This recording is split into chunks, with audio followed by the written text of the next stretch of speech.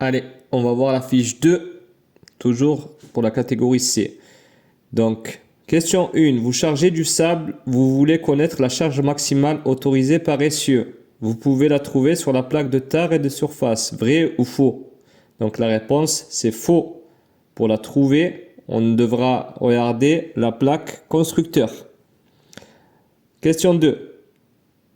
Vous attendez votre tour pour décharger sans connaître le temps d'attente. Sur quel symbole devez-vous positionner le sélecteur d'activité du chronotachygraphe?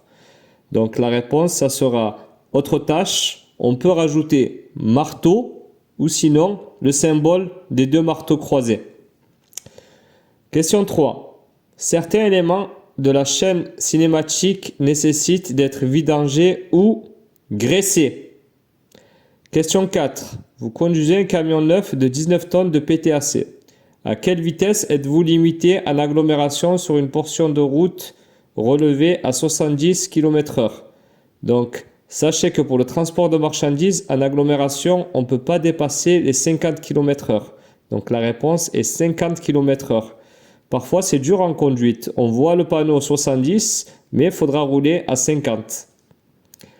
Ensuite, question 5. Vous chargez du sable dans un véhicule isolé. Quelle est la charge maximale autorisée sur l'essieu le plus chargé du groupe d'essieux moteurs? 11,5 tonnes. Pensez à l'unité de mesure. Question 6. La licence communautaire permet-elle d'effectuer des transports dans toute l'Union européenne? Oui. Question 7. Ce signal concerne-t-il les véhicules affectés au seul transport de produits polluants? Non. Ça, c'est transport de matières dangereuses. Question 8. Après 3 heures de conduite, s'arrêter 10 minutes sur un parking est-il considéré comme une pause? Non. Il faudra 15 minutes d'arrêt pour que ça soit considéré comme une pause. Question 9. Débrancher ou modifier les réglages du limiteur de vitesse peut entraîner une suspension de permis de conduire même s'il n'y a pas eu d'excès de vitesse constaté. Vrai ou faux? C'est vrai. Question 10.